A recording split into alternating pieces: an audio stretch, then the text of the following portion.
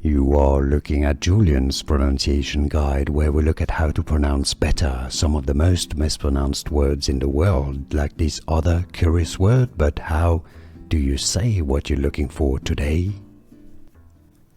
Let's learn how to pronounce the name of the European currency, some call it the European dollar, in German, how they say it in German. If you want to learn how it's pronounced in other languages, French for example, stay tuned.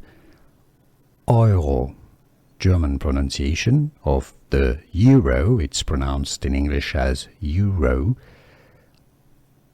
Euro, how to pronounce German pronunciation, euro.